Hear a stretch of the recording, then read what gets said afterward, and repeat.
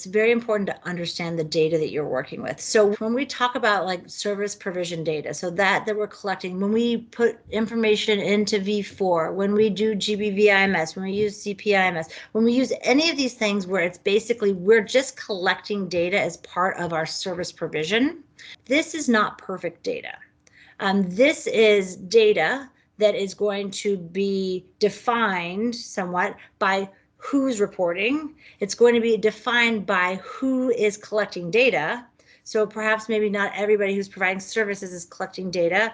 It's going to be defined by the availability of services. If there are no services, you're going to have big spots in your data. So it's really important to think about that is reported data versus prevalence data, which is all incidents in a population. So prevalence data is basically if you were to say that 25% of women in this context have been subjected to gender-based violence, that is a prevalence data statement. That is saying that if 1 out of 4, theoretically, people based upon specific data collection have been subjected to violence.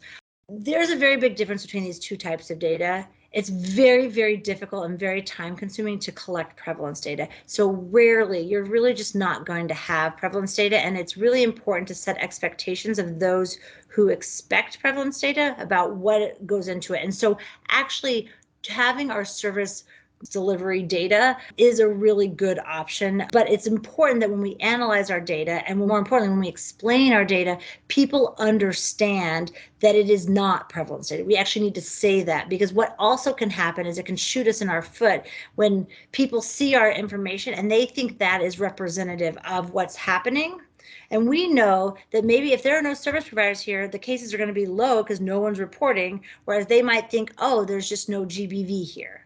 Or in some contexts, when we start opening up a whole bunch more centers and we see the numbers go up, people will say, oh, the GBV is rising here, or it's not. It's just that maybe there's more service providers.